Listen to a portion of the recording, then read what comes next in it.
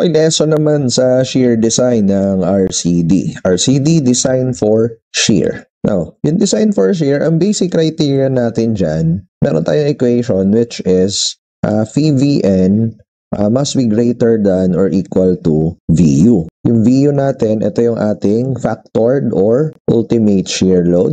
And then, yung VN naman, yung VBN, syempre yung V natin, this is 0.75 for shear. At yung VN, ito yung nominal shear capacity. Together, we have VBN, which is our ultimate shear capacity. Now, yung VN, or our nominal shear capacity, is comprised of two components. We have VC at saka VS. Si VS, this is yung shear capacity of our reinforcement. Yung VC naman, ito ang ating shear capacity ng concrete. Okay, so start natin.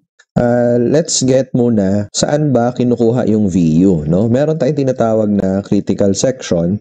This is where we identify yung ating ultimate shear. Now, in general, the critical section is at distance D or the effective depth from the face of the support.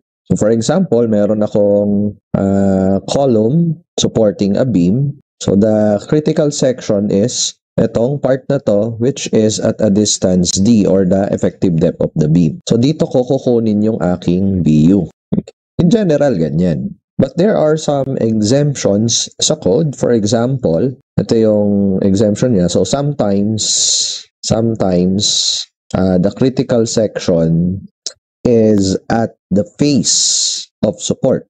So, one of those exemptions doon sa distance D from face of support is when the beam induces a tension load, no, doon sa support ko. For example, ganito. So, ibig sabihin, this would be the critical section. Another example is kapag yung beam ko is not loaded on top but rather it's loaded at the bottom. Nandito sa baba ng beam yung load. Okay? Ang magiging critical section yan, again, would be at the base of the column. Example of that is, imagine, meron kang cross-section ng beam na ganito yung itsura.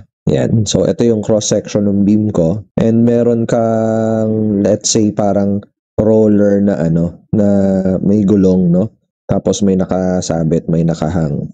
Okay? So, yan yung beam ko. And if you have that kind of beam, obviously, most of the load will be loaded at the bottom of the beam. Something is hanging at the bottom of this beam. So, ito yung beam ko. Ganyan yung shape. So, yung critical section for shear will be here. Another thing, kung kailan, or another case, kung kailan yung critical shear should be computed at the face of the support is kapag meron kang concentrated load somewhere within that distance D. Meron concentrated load. For example, merong column, no, na naniligaw, na nakapatong, ganyan. So, if that is the case, the critical section would be here at the face of this support, no? Yung inner face niya na sumusupport doon sa beam. So, again, in general, no, we compute the critical or the ultimate shear at the distance D from the face of the support with some exemptions. Okay. Next, let's talk about the shear capacity of the concrete. So, yung unang component doon sa nominal capacity is VC, di ba? And then plus BS. So, VC, the nominal shear capacity of the concrete is originally that was 1/6, okay? 1/6 or 0.17 sa code ngayon. Lambda square root of F prime C BWD. BWD, this is the breadth and the depth of the beam. Of course, F prime C or FC prime is our material property. Lambda is a modifier if we are using lightweight concrete. Now, this is the simple equation for VC. Now, sa code, this is in reference to the ACI code. It's in table 22.5.5.1. In NSCP, this would be, or in our own structural code, this would be force 22.5.5.1 because 4 is the RCD code sa NSCP. So, 422.5.1, meron tayong detailed method of calculating the shear capacity of concrete. And in this detailed method, what's special here is we are now incorporating yung effect ng moment and shear reinforcement. So, hindi na siya purely about sa shear, but ano yung effect din ng moment doon sa shear capacity. So, we have the moment. Here is the 0.17 raw W. Raw W is the steel ratio of the web reinforcement. For most problems that we will do in this course, I will make use of the simplified method, or 1/6 square root of FC prime BWD. So, for most applications, we will use this unless, of course, we make use of the detailed method. Now that we know the shear capacity of the concrete, we have this code requirement which requires us to limit the size of the beam such that yung VU over phi is less than VC plus 2/3 of square root of F prime C BWD. Okay? Now, if we use the simplified method, VC would be 1/6 square root of F prime C BWD plus this is 2/3 square root of F prime C BWD using simplified method for computing VC. Pag in-add mo to, this would be 5/6 square root of F prime C BWD or 5 BC. In other words, pwede mong gamitin yung criteria na VU must be less than 5 times the shear capacity of concrete. Okay? If not, we have to resize the beam. Resize the beam, use a larger beam dimension. Okay? So this is limiting shear requirement sa beam. It came from the requirement that the shear should not exceed less than 20% of the shear capacity, parang ganun, or baliktad, no? The shear capacity or the shear that the concrete is taking should not be less than 20% of the requirement. Anyway, it's that, no? BU over phi should be less than 5 times ng concrete shear. Now, let's go naman sa shear reinforcement. And this shear reinforcement has the symbol A sub V. That is our shear reinforcement. Now, from the equation, phi Vn is greater than or equal to Vu. And phi Bn, we know that is, in Vn, we know that's Vc plus Vs should be greater than Vu. Now, manipulating this equation, we get Vs should be greater than VU over phi minus VC. So ngayon, ito yung ating equation or formula how to compute the required shear capacity of our reinforcement. Now, how do we know the area or the spacing of the shear reinforcement? Shear reinforcement is comprised of the area AB plus yung spacing niya or end spacing. Okay, paano? So, ganito yun, no? Let's say meron akong beam at pag nag-shear siya doon sa critical section, we actually assume na itong shearing angle na to would be at a 45-degree angle. Now, dahil 45-degree yan, and we are only concerned doon sa effective depth, so this would be the effective depth. By the way, yung ilalim, ito talaga ilalim ng beam, but tapos cover na lang yun sa ilalim ng beam. So, kung 45 degrees yan, cover lang yan, di rin ito. Okay? Di rin yan. Now, let's say may stirrups tayo. Yung stirrups class, yun yung paganto na bakal, no? Yung paganyan na bakal. Yan yung stirrups. At yung bawat stirrups na yan will be holding the crack, magkakaroon yan ng tension force. At yung tension force na yon would be yung area ng stirrups times yung yield strength ng stirrup. So, AV times FYT. And yung stirrups natin will have a spacing S. So, over V, or over this distance, ilang stirrups meron, we have D over S stirrups within this section. So in other words, yung total niya would be total V sub S would be A sub V FYT times yung number of stirrups is D over S. So ito ngayon yung equation for Vs. And kailangan yan greater than VU over phi minus VC. And this is sometimes stated in terms of the spacing. So in terms of spacing, this would be A sub V FYT times D divided by V sub S. So this is now the required spacing of our stirrups. Now, a note about A sub V or the area of the stirrups. So let's say I have a beam and lagyan natin ng ordinary stirrups, ganyan. So this is an example of a two-legged stirrups. Two legs yung stirrups natin. Another one, let's say ganito yung beam and yung stirrups natin, ganito yung itsura. So this is a wide beam. Let's say dito yung mga bakal. So bibilangin ko yung legs. Yung vertical portion, yun yung legs. So 1, 2, 3, 4. This is an example of a four-legged stirrups. Another example, let's say I have a slightly wider than normal beam and ito yung stirrups ko. Tapos nag-add ako ng another stirrup sa gitna. So example to ng three-legged stirrup. So 3 legs.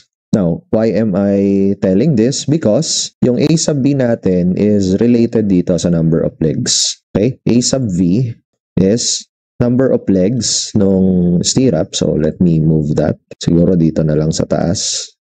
Let's see. Ayan. Yung A sub B ko is number of legs ng stirrups times, syempre, pi over 4 times diameter ng stirrups squared. So, A sub B or yung area, ganyan. Usually, the stirrups is makakuha tayo ng 10 mm na diameter or minsan 12 mm diameter.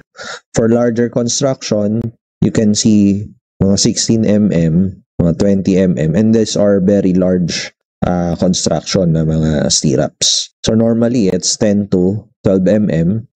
Sa code natin, parang 10 mm yung lowest. No? Our rebar diameter lowest is already 10 mm. But in other countries, they have 8 mm. And actually, there is a 6 mm bar in other countries aside from the Philippines. So ayan, yan yung shear reinforcement, A sub V, and the required spacing. Now, because we are putting in steel or reinforcement, as with flexural reinforcement, we also have limits regarding this reinforcement. One of those limits is what is the minimum stirrup reinforcement. And the minimum stirrup reinforcement is a requirement, especially when VU is greater than this expression, 0.083 phi lambda square root of F prime CBWD. Now, if you actually rewrite this would be VU, this is for VU greater than 1 over 12, no? Yung 0.083, that's 1 over 12 phi F prime, square root of F prime CBWD. Or, this is more convenient to write as VU greater than 1/2 of B sub C. VU over phi greater than or equal to 1/2 VC. So, this is my criteria on when to use the minimum reinforcement. When VU over phi is greater than half of the shear capacity of the concrete, we must provide at least the minimum reinforcement. If we do not meet this, then we don't need reinforcement. No, we don't need the stirrups anymore if it is less than half of BC. So how do we determine the minimum reinforcement? The code tells us the following tables. No, so sa NSCP, this would be 409634. And let's concentrate here for non-pre-stress. You get the greater of these two value. Okay, ito ay AV minimum over S. So, AB minimum over S. So, that's AV over S greater of two values. We have 0.35 or 0.062 square root of FC prime. And then multiply this by BW FYT. Okay, so, ayan yung minimum reinforcement. There is actually no minimum spacing, but rather it's stated in a form AV over S. Okay, how much reinforcement would you put in a certain spacing or in a certain space? So yun, walang minimum reinforcement, minimum spacing. Now, but we have a maximum spacing. So the maximum spacing is divided into two parts, and that is if VS is less than a third, or VS is less than a third of, what do you call this? Let's see, square root of FC prime BWD. Okay, so it's less than 1/3 of that, or twice of VC. Then our minimum spacing would be whatever is greater of two values greater of d over 2 or 600 mm. If it is actually greater than, so dito equal to, greater than 1/3 of f prime c bwd or 2vc, then you get a lower maximum spacing, no? Kalahati lang nun. So we have d over 4 or 300 mm. So this is the required maximum spacing kapag may VS tayo na ipoprovide. We also follow this for, we also adopt this spacing for the minimum stirrups, for AV minimum. So AV minimum, from here, ito yun, no, yung AVS, AV over S, no? It's AV minimum over S. Okay? Actually, we can rewrite AV minimum, no, as in terms of spacing, that would be AV, so AV FYT divided by 0.35 or 0.062 square root of FC prime BW, and you get yung greater of these two. So again, so let's consolidate everything. Let's have some basic steps for the design of stirrup sa beam. So first is we determine VU. Yung load natin, determine VU tayo. Number 2, we calculate VC, and this would be 1/6 or 0.17, no? I think sa code ang nakalagay doon, 0.17 square root of FC prime BWD. This is the simplified approach. Or we can use detailed calculation for VC. After this, we do some checks. We check first if yung VU over phi is less than or equal to 5 BC. Otherwise, we have to resize the beam. Okay. We also need to check if VU is in between, is actually less than VC. So that is if our VU or VU is in between the values of 1/2 VC and VC. Okay. If it is in between this, we have to provide minimum stirrups or provide minimum stirrups. It's just the equation based on spacing. That's AV FYT. Usually that's 0.35 or 0.062 square root of F prime C BW. And then if VU over phi is actually greater than VC, you can get VS, which should be greater than or equal to VU over phi minus VC. So after that, we can provide the reinforcement S, which is either AV FYT D over VS, or kung yung minimum nga, so lagay natin to dito, that's for the minimum stirrups. And while doing that, you have to check for the maximum spacing for both of these cases. That is either D over 2 or 600 or D over 4 or 300, depending if VS is less than or equal to 2 VC or VS is greater than twice the concrete capacity. So this was the basic design steps for stirrup design. Again, our stirrups is you are free to detail the number of legs. It actually has some detailing requirements for the spacing of stirrups within the section based on the seismic detailing. But for most computations, what we are actually trying to calculate is the required spacing. And the spacing, we round it to increments of either 10 mm, we round down to 10 mm, or sometimes I personally round it down to 25 mm increments or 1 inch because that's more practical doon sa sa site, no? But that's it. Okay, now I'm finished with the discussion of the basic theory for stirrup design, and now let's do some examples. Example naman tayo. Meron akong beam dito na 600 yung effective depth, 350 yung kanyang width, given yung F prime C FYT. Also, we are to use 2 legs of 10 mm stirrups. In this problem, gusto niyang malaman ano daw yung stirrup spacing given yung mga different cases ng VU, which is 50, 100, 180, 270 at 660. So simulan natin doon sa una, which is yung VU is 50 kilonewtons. Yan. So first is we have to determine ilan ba yung concrete capacity natin. So for this one, I'll just use yung 0.17 square root of F prime CBWD. So substitute natin yon yung mga values. So 0.17 square root of 21, yung width natin is 350, yung D natin is 600. Yung magiging results nito is in newtons. So pag dinivide natin dapat yan ng 1,000, makukuha natin in kilonewtons. So computein natin. Square root of 21 times 0.17 square root of 21, 350 saka 600. So this is 163.598 newtons or 163.598 kilonewtons. Yan yung ating concrete capacity. Now from VU equals 50, let's solve for VU over phi. So 50 kilonewtons, 0.75 yung phi para sa shear. This comes out as 66.667 kilonewtons. Instantly, nakita ko, less than siya doon sa BC. So, technically, hindi natin kailangan ng stirrups. But, let's check anyway if VU is actually greater than or equal sa 1/2 ng VC. So, kunin natin yung kalahati ng VC. So, 1/2 of 163.598.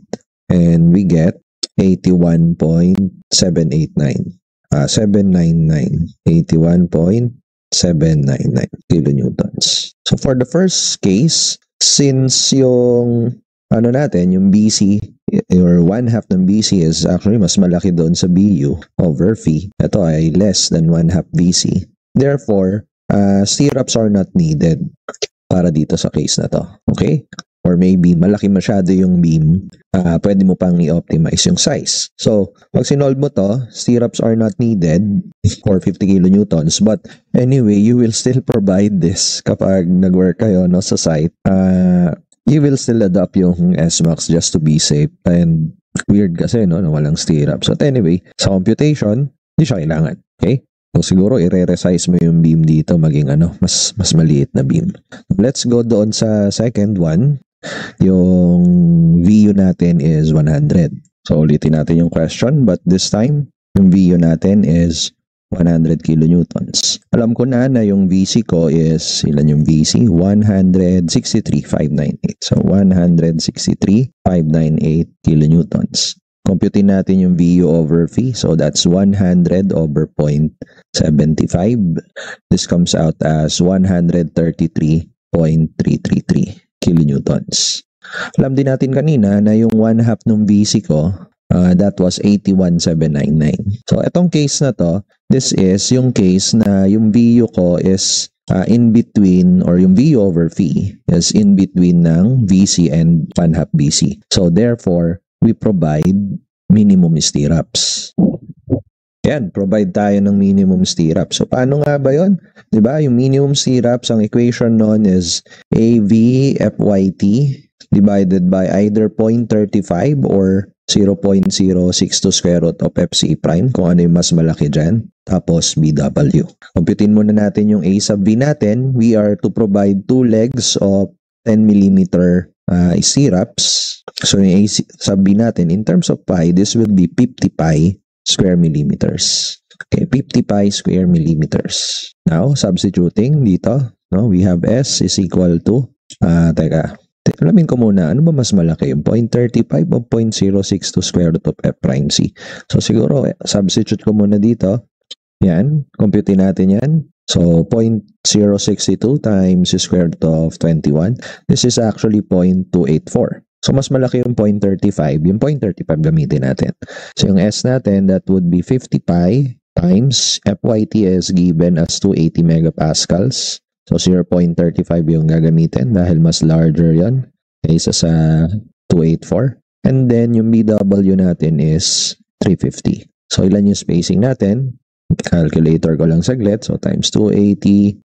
This comes out as 359 or If you want to round it down ng 10 mm or 25 mm, that would be 350 mm. Okay, so yan yung required spacing. But remember, dahil naglagay ka ng stirrups, you have to remember na meron tayong d/2 na requirement para sa maximum spacing ng stirrups or 600. Yung d natin is 600. So, ibig sabihin, yung maximum spacing natin, S-max, that would be 600/2 or 300 mm. So, ibig sabihin, mag-govern tong S-max, gagamitin nating spacing is actually 300 mm o millimeters. No? Yan, 300 mm. Next is, paano naman yung number 3? No? Paano yung number 3? Number 3 is kapag yung VU ko daw is 180 kilonewtons. So, yung VU over V nito, that's 180 over 0.75. 240. This is greater than VC. Kasi yung VC natin, remember, that was 163.598. So, greater than sa VC.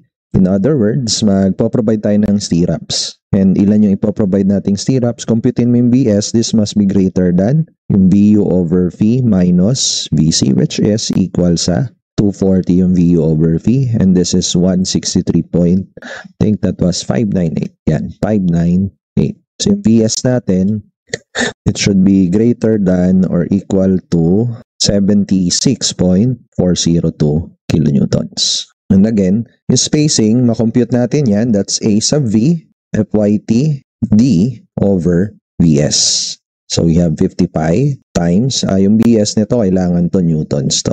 Newtons yung BS dyan. So 50 pi times 280 megapascals, yung effective depth ay 600. So divided by, in newtons, that's 76.402. So computin natin yung required spacing, makuha natin is 345.4 or you can round it down to 340 millimeters. Of course, you will use S. As yung S-max previously, that was 300 millimeters pa rin. Ayan. Number 4 naman, paano kung yung VU natin ay 270? So, ganun pa rin yung process. Divide muna to ng V, which is yung 0.75. So, 270 divided by 0.75, that is 360 kilonewtons. Again, this is greater than VC, so we provide stirrups. So, BS natin is greater than or equal to VU over V minus VC, which is 360 minus 163.598. So, yung BS natin must be greater than or equal sa itong value na to, 196.402 kilonewtons. So, kung yung spacing, that's A sub V, FYTD over VS. Substitute yung mga value, we have 50 pi, 280 yung FY, and then yung depth ay 600. Yung VS natin in newtons is 196.402 newtons. So, ma-compute natin yung S. Yeah, and it comes out as 134.36. So, we say either 130 mm kung 10 mm increments, or you can actually say 125 mm kung 25 mm increments ginagamit mo. So, pwede yan. Depende sa preference mo or depende sa sasabihin doon sa question. Or, pag quiz, minsan hindi ko pinapa-round up yung, yung exact na 2 or 3 decimals, yun yung pinapagawa ko. Anyway, let's move on sa last part. Last part is yung VU natin is 660 kilonewtons. So, ngayon, yung VU over V, this is 660 over 0.75. This is actually 880 kilonewtons. Now, let me check. Ilan ba yung 5 times ng VC natin? So, 5 times ng VC, 5 times ng 163.598. And this would be around 818 kilonewtons. So, sa case na to, number 5, yung VU over V ko is actually greater than yung 5 times ng VC. Therefore, we have to resize the beam, no? Resize beam, increase yung size ng beam. Hindi siya pwede ayon sa code natin. Kailangan hindi lalampas ng 5 times ng shear capacity yung shear. Okay? So, that's the examples for this lesson. Good luck sa quiz. Yun lang. Like mo yung video kung ayos. Pag hindi, pag mo i-dislike, leave ka ng comment kung bakit, ha? Sige na, subscribe.